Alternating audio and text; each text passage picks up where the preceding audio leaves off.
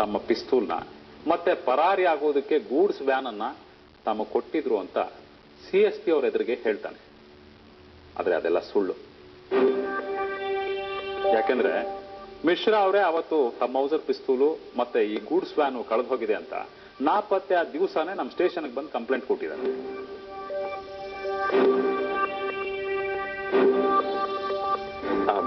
ಆ complaint copy ನೀವು ತಂದಿದ್ದೀರಾ? ತಂದಿದ್ದೀನಿ ಸರ್.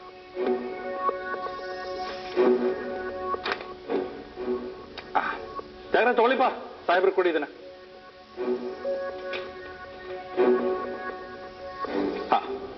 ಆಮೇಲೆ 2ನೇ ದಿನ ಬೆಳಿಗ್ಗೆನೆ ಪೋಸ್ಟ್ ಮಾರ್ಟಮ್ ರಿಪೋರ್ಟ್ ಬಂತು. ಬುಲೆಟ್ ಏಟ್ ಇಂದಾನೆ ರಾಜು ಸತ್ತಿರೋದು ಅಂತ ರಿಪೋರ್ಟ್ ನಲ್ಲಿತ್ತು. ದೇಶಪಾಂಡೆ ಸಾಹೇಬ್ರ ಮನೆಗೆ ಅವ್ರ ಅಳಿಯ ಸತ್ತಿದ್ದಾನೆ ಅಂತ ಹೇಳೋದಕ್ಕೆ ಅಂತ ಹೋದೆ. ಅಲ್ಲಿ ಅವರ ಶರ್ಟ್ ಕಾಣಿಸ್ತು. ಅದ್ರ ಮೇಲೆ ರಕ್ತದ ಕಲೆ ಇತ್ತು. ನನಗೆ ಅನುಮಾನ ಬಂತು. ಹಿಂದಿನ ದಿವಸ ರಾತ್ರಿ ದೇಶಪಾಂಡೆ ಅವ್ರ ಕಾರು ನಮ್ಮ ಪೊಲೀಸ್ ಚೆಕ್ ಪೋಸ್ಟ್ ನಲ್ಲಿ ಬಂದ್ ಹೋಯ್ತು ಅಂತ ಹೇಳಿದ್ರು. ಇಲ್ಲಿ ಆ ರಕ್ತದ ಶರ್ಟ್ ಇದೆ.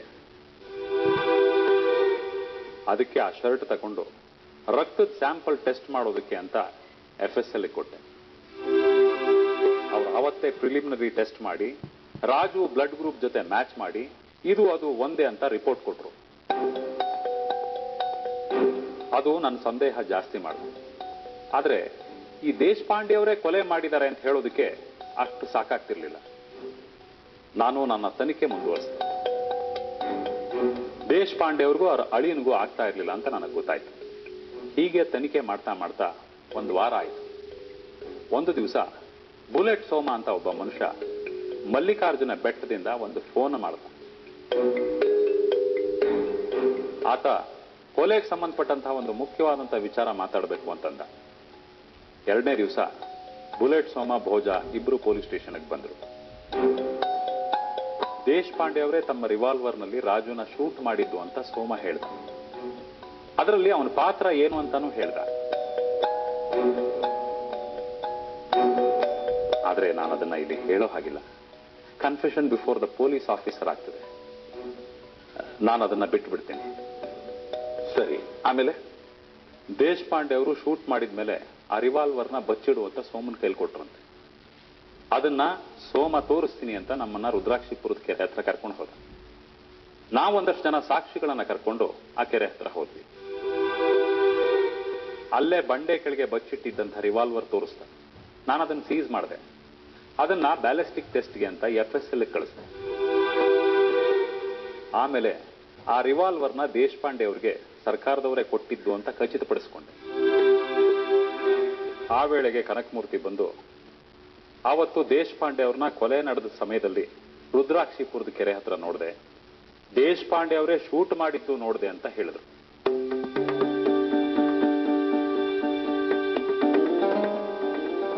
ಕೊಲೆ ಆದ ರಾಜು ಅಣ್ಣ ಇಂದುಶೇಖರ್ ಕೂಡ ಅವತ್ತು ರಾಜು ದೇಶಪಾಂಡೆ ಅವ್ರ ಮನೆಗೆ ಹೋಗೋದ್ರ ಬಗ್ಗೆ ನನಗೆ ಫೋನ್ ಮಾಡಿ ಹೇಳ್ದ ಅಂತ ನನಗೆ ಹೇಳಿದ್ರು. ನನಗೆ ಅನುಮಾನ ಉಳಿಲಿಲ್ಲ. ಅಷ್ಟೊತ್ತಿಗಾಗ್ಲೇ ಫೈನಲ್ ಬ್ಲಡ್ ರಿಪೋರ್ಟು ಬಂತು. ಏನ್ ಹೇಳ್ತು ಫೈನಲ್ ಬ್ಲಡ್ ರಿಪೋರ್ಟ್? ದೇಶಪಾಂಡೆ ಅವ್ರ ಶರ್ಟ್ ಮೇಲೆ, ಶಶಿಕಾಂತನ್ ಶರ್ಟ್ ಮೇಲೆ, ರಿವಾಲ್ವರ್ ಮೇಲೆ ಇದ್ದಿದ್ದು ರಾಜು ದೇಹದ ರಕ್ತನೇ ಅಂತ ರಿಪೋರ್ಟ್ ನಲ್ಲಿತ್ತು. ಶೂಟ್ ಮಾಡಿದಾಗ ಅವ್ರ ಮೇಲೆ ಹಾರಿತ್ತು. ಆಗಸ್ಟ್ 12ನೇ ತಾರೀಕು ಶಶಿಕಾಂತನ ವಿಚಾರಣೆ ಮಾಡಿದಾಗ ಅವ್ರ ಮನೆಯಲ್ಲಿ ರಕ್ತ ಆಗಿರುವಂತಹ ಶರ್ಟ್ ಸಿಕ್ತು. ಅವತ್ತೇ ಅವನನ್ನ ಅರೆಸ್ಟ್ ಮಾಡಿದ್ರು. ಪ್ರಜ್ಞಾ ಕೂಡ ಕೊಲೆ ಪಿತೂರಿನಲ್ಲಿ ಭಾಗಿಯಾಗಿದ್ದಾರೆ ಅಂತ ಗೊತ್ತಾಯ್ತು. ಆಗಸ್ಟ್ 13ನೇ ತಾರೀಕು ಎಲ್ಲರನ್ನೂ ರುದ್ರಾಕ್ಷಿಪುರದ ಮ್ಯಾಜಿಸ್ಟ್ರೇಟರ್ ಮುಂದೆ ಹಾಜರು ಮಾಡಿದ್ರು. ಆಮೇಲೆ ಆಗಸ್ಟ್ 19ನೇ ತಾರೀಕು ಚಾರ್ಜ್ ಶೀಟ್ ಹಾಕಿದೆ. ದುರ್ಗೋಜಿ ಅವರೇ, ಒಂದು ಅನುಮಾನ. ದೇಶಪಾಂಡೆ ಅವರ ಶರ್ಟ್ ಮೇಲೆ ಮತ್ತೆ ಶಶಿಕಾಂತ್ ಅವರ ಶರ್ಟ್ ಮೇಲೆ ಇದ್ದದ್ದು ರಾಜು ರಕ್ತಾನೆ ಅಂತ ಹೇಳಿ ರಿಪೋರ್ಟ್ ಬಂತು. ರಿವಾಲ್ವರ್ ಇಂದ ಶೂಟ್ ಮಾಡಿದಾಗ ಶರ್ಟ್ಗಳ ಮೇಲೆ ಹಾರದ ರಕ್ತ ಅಂತ ತಾವು ಹೇಳಿದ್ರಿ. ಹೌದು. ಇಲ್ಲಿ ಸೆರಾಲಜಿಸ್ಟ್ ಅವರನ್ನ ವಿಚಾರಣೆ ಮಾಡಿದಾಗ CSP ಅವರು ಪಾಟಿ ಸವಾಲಲ್ಲಿ ಸೆರಾಲಜಿಸ್ಟ್ ಅವರ ಕೈನಲ್ಲಿ ಒಂದು ಅಂಶವನ್ನ ಹೇಳಿಸಿದ್ರು. ಅದೇನಪ್ಪಾ ಅಂತಂದ್ರೆ, ರಿವಾಲ್ವರ್ ಇಂದ ಶೂಟ್ ಮಾಡಿದ್ರೆ ಈಗ ಆ ಶರ್ಟ್ಗಳ ಮೇಲೆ ಇರೋ ರೀತಿನಲ್ಲಿ ರಕ್ತ ಹಾರೋದಿಲ್ಲ, ಸ್ಪ್ರೇ ಆಗುತ್ತೆ. ಈಗ ಅದು ಬಳಿದಿರೋ ರೀತಿನಲ್ಲಿ ಇದೆ, ಫಿಂಗರ್ ಪ್ರಿಂಟ್ಸ್ ಕೂಡ ಕಾಣ್ತಾ ಇದೆ. ಆದ್ರಿಂದ ಅದು ಶರ್ಟ್ಗಳ ಮೇಲೆ ಬಳಿದಿರೋ ರಕ್ತ ರಿವಾಲ್ವರ್ ಇಂದ ಶೂಟ್ ಮಾಡಿದಾಗ ಹಾರಿರೋ ರಕ್ತ ಅಲ್ಲ ಅಂತ ಸೆರಾಲಜಿಸ್ಟ್ ಕೈನಲ್ಲಿ CSP ಅವರು ಹೇಳಿದ್ರು. ಸೆರಾಲಜಿಸ್ಟ್ ಪಾರ್ಟಿ ಸವಾಲಾದಾಗ ತಾವು ಇಲ್ಲೇ ಇದ್ರಿ, ಇದಕ್ಕೆ ತಾವೇನು ಹೇಳ್ತೀರಿ? ಅದು ರಿವಾಲ್ವರ್ನಿಂದ ಶೂಟ್ ಮಾಡಿದಾಗ ಹಾರಿರೋ ರಕ್ತಾನೆ. ಶರ್ಟ್ ಮೇಲೆ ಹಾರಿದ ತಕ್ಷಣ ಬೆರಳಿಂದ ಉಜ್ಕೊಂಡ್ಬಿಟ್ಟಿದ್ದಾರೆ. ಅವ್ರು ಹಾಗೆ ಉಜ್ಕೊಂಡಿರೋದ್ರಿಂದಲೇ ಬೆರಳಲ್ಲಿ ಮೆತ್ತಿದ ಹಾಗೆ ಕಾಣ್ತಾ ಇರೋದು. ಫಿಂಗರ್ ಪ್ರಿಂಟ್ಸ್ ಕೂಡ ಬಿದ್ದಿರೋದು ಅದಕ್ಕೇನೆ. ಸಾಮಾನ್ಯವಾಗಿ ಎಲ್ಲರೂ ಹಾಗೆ ಅಲ್ವಾ ಸರ್ ಮಾಡೋದು? ನಮ್ಮ ಮೈ ಮೇಲೋ ಅಥವಾ ಬಟ್ಟೆ ಮೇಲೋ ರಕ್ತ ಬಿದ್ರೆ ತಕ್ಷಣ ಒರೆಸ್ಕೊಂಡ್ಬಿಡ್ತೀವಿ. ಇಲ್ಲೂ ಹಾಗೆ ಆಗಿದೆ ಸರ್. ಶೂಟ್ ಮಾಡಿದಾಗ ದೇಶಪಾಂಡೆ ಅವ್ರ ಶರ್ಟ್ ಮೇಲೂ ಶಶಿಕಾಂತನ ಶರ್ಟ್ ಮೇಲೂ ರಕ್ತ ಹಾರಿದೆ. ಅವ್ರು ತಕ್ಷಣ ಒರೆಸ್ಕೊಂಡ್ಬಿಟ್ಟಿದ್ದಾರೆ. ಅದು ಬೆರಳಲ್ಲಿ ಮೆತ್ತಿದ ಹಾಗೆ ಕಾಣುತ್ತೆ. ಗುಡ್. ದುರ್ಗೋಜಿಯವರೇ, ಒಂದು ಕಡೆ ಪ್ರಶ್ನೆ. ದೇಶಪಾಂಡೆ ಅವರ ಕಾರಲ್ಲಿ ಸೀಟಿನ ಮಧ್ಯದಲ್ಲಿ ಒಂದು ಬ್ಲಡ್ ಬಾಟಲ್ ಸಿಕ್ತು. ಅದು ರಾಜು ದೇಹದ್ದೇ ರಕ್ತ ಅಂತ ಹೇಳಿ ರಿಪೋರ್ಟ್ ಕೂಡ ಬಂತು. ನೀವು ಅಂದ್ರೆ ದುರ್ಗೋಜಿಯವರು ಅದನ್ನ ಶರ್ಟ್ಗೆ ಬಳಿಯೋದಕ್ಕೋಸ್ಕರ ಅಲ್ಲಿ ಇಟ್ಟಿದ್ರು. ಆದ್ರಿಂದ ದುರ್ಗೋಜಿಯವರು ಕೂಡ ಈ ಮರ್ಡರ್ನಲ್ಲಿ ಶಾಮೀಲಾಗಿದ್ದಾರೆ ಅನ್ನೋ ತರ CSP ಅವರು ಎಲ್ಲರನ್ನೂ ಪ್ರಶ್ನೆ ಕೇಳ್ತಾ ಇದ್ರು. ಇದಕ್ಕೆ ತಾವೇನ್ ಹೇಳ್ತೀರಿ ದುರ್ಗೋಜಿಯವರೇ? ಸರ್, ನಾವು ಆ ಮರ್ಡರ್ನಲ್ಲಿ ಇನ್ವಾಲ್ವ್ ಆಗಿದ್ದಿದ್ರೆ, ಆ ಬ್ಲಡ್ ಬಾಟಲ್ನ ಅಲ್ಲಿ ಶೇಖರಣೆ ಮಾಡಿ ಇಟ್ಟಿದ್ದಿದ್ರೆ, ಆ ಎವಿಡೆನ್ಸ್ನ ಸಿಕ್ಕೋ ತರ ಇರ್ತಿದ್ವಾ ಸರ್?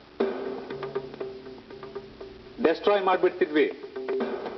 CSP ಅವರೇ ಅದನ್ನ ಬೇಕು ಅಂತ ಅಲ್ಲಿಟ್ಟಿರೋದು. ಥ್ಯಾಂಕ್ ಯು ದುರ್ಗೋಜ್ ಅವರೇ. That's all your honour. Cross examination, Mr. CSP.